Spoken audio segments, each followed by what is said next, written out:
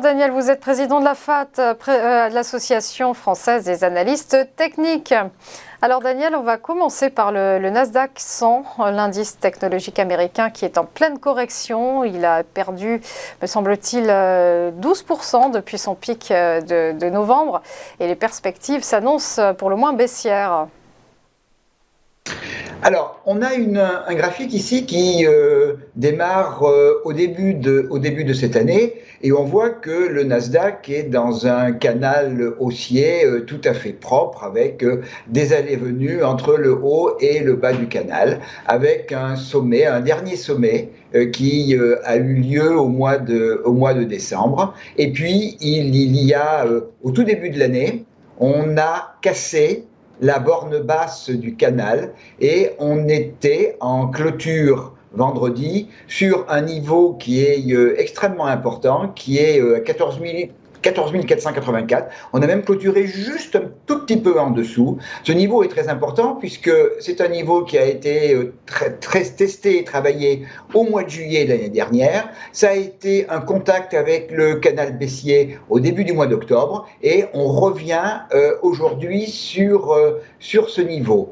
Alors, j'ai également tracé avec des flèches rouges puis flèches bleues, une hypothèse qui n'est pour l'instant qu'une hypothèse, qui est une hypothèse d'épaule, tête-épaule.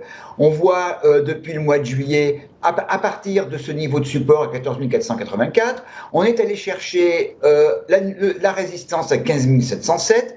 On est revenu début octobre tester ce niveau. On a refait un niveau beaucoup plus élevé au mois de novembre. On est maintenant revenu sur 14 484 et il ne manquerait, je suis bien au conditionnel, hein, il ne manquerait que réaliser l'épaule droite, c'est-à-dire d'avoir un rebond qui nous ramènerait à 15 707, puis un retour à 14 484 et sa rupture, pour valider cette hypothèse d'épaule tête-épaule.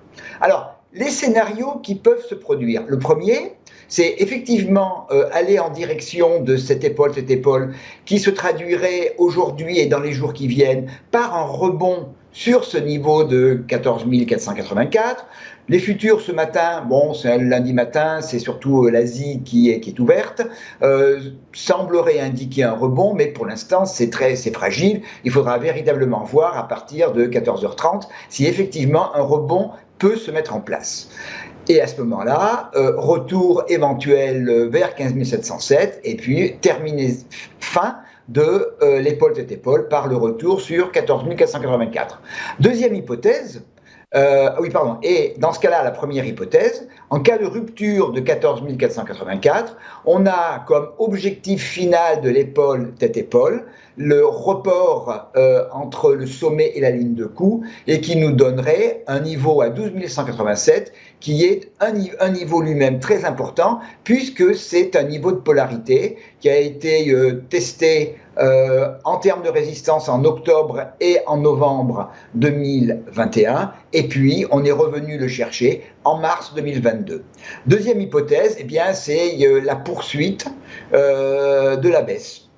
Direct, sans rebond. Et à ce moment-là, les niveaux importants en dessous, c'est 14 058 qui était un ancien plus haut dans la tendance. Puis derrière, un autre niveau qui était travaillé entre la fin de 2020 et le mois d'avril 2021 à 12 977 et le niveau que j'ai indiqué à 12 187. Dernier point, la rupture de 14 484 est quelque chose de très important parce qu'on voit que c'est le dernier plus bas dans la tendance haussière avec son contact au début du mois d'octobre avec l'oblique haussière. Donc sa rupture indiquerait l'invalidation de la tendance haussière qui a démarré en mars 2020.